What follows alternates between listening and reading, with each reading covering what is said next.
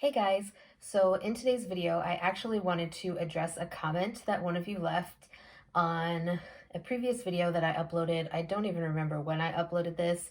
It was when I was working at the hospital, I believe, or one of the nursing homes where we had to do urinalysis with culture and sensitivity, and not we were doing it as CNAs, but it was collecting the urine for the nurse to be able to do the urinalysis with culture and sensitivity. So this is the comment. I'm going to read it and then I'm going to talk about my feelings and my experiences with it to answer this person's question. And then also I did screenshot a couple of important things that I wanted to share with you in regards to this topic. So the question is, how do you dispose of the cups?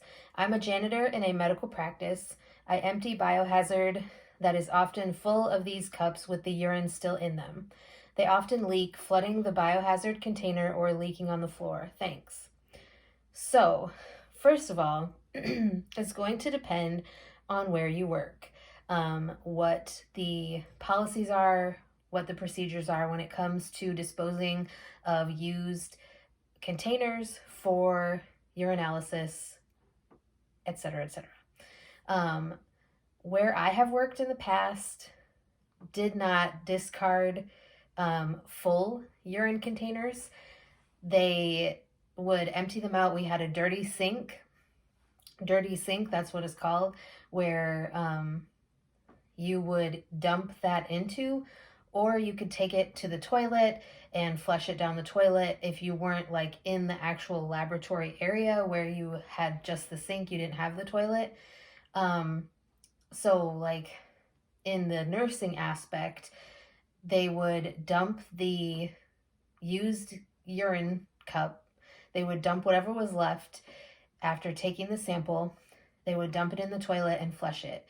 And technically, at those facilities, used urine cups were not considered biohazard, so we didn't dispose of them in the red biohazard bags. But again, that's going to depend on your facility's policies and procedures. Certain places do it a different way. It does cost more to dispose of trash in a biohazard bag than it does regular trash. Technically, urine is not really considered a biohazard unless it is like visibly tinged with blood. And that's part of what I wanted to share. So I screenshotted this. This is talking about the disposal of urine or saliva specimens and on-site testing devices. And this says, after the collection and testing procedures, there may be a remainder of urine specimen left in the collection container. It is important to dispose of this specimen properly and according to your local regulations. Note that various states have different regulations for disposal of bodily fluids, and it is imperative that you know how to properly dispose of these specimens.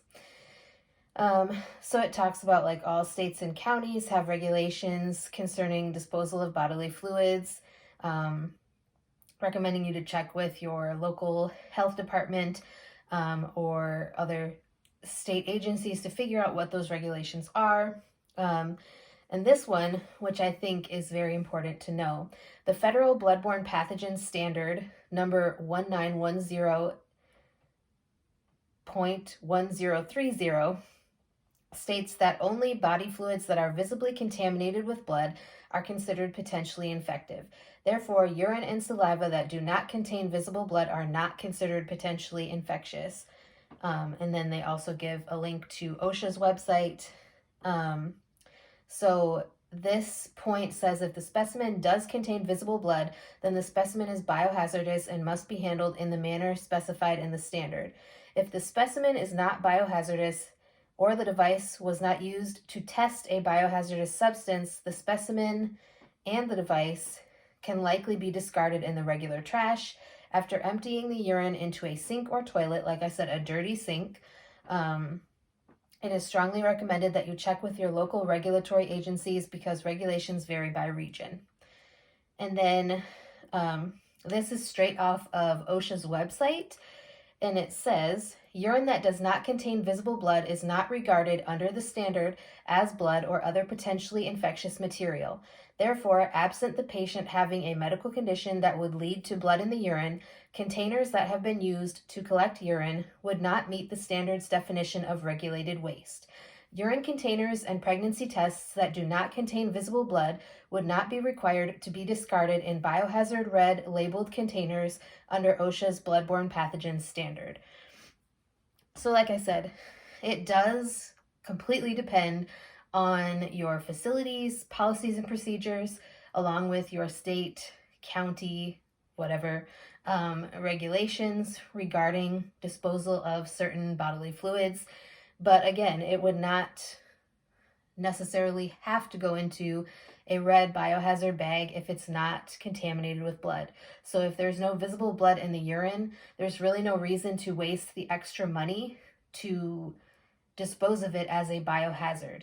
Not to mention, someone, when I asked in one of my groups on Facebook about this, someone did comment, it's kind of stupid for places to dump or dispose of full urine containers that have been used, because you're adding to the weight of trash, and a lot of trash like that from a business is regulated by weight.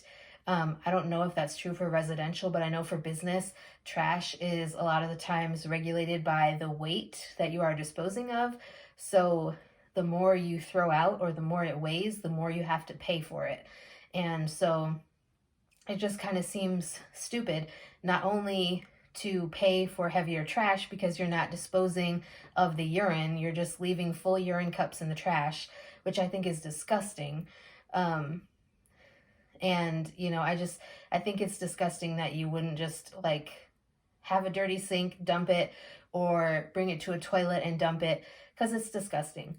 So it doesn't necessarily have to be in a red biohazard bag. And it sounds like, from the person commenting, it sounds like that's their procedure, is to just throw full urine cups into biohazard bags, which maybe that was due to COVID. I don't know. But those are my thoughts on it. I hope this was helpful. I hope this answered your question. If you guys have any other questions like this that you would like me to address in the future on my channel, please let me know, because I truly enjoy being able to share what you guys want to hear more about. And I look forward to seeing you in my next video. Bye, guys.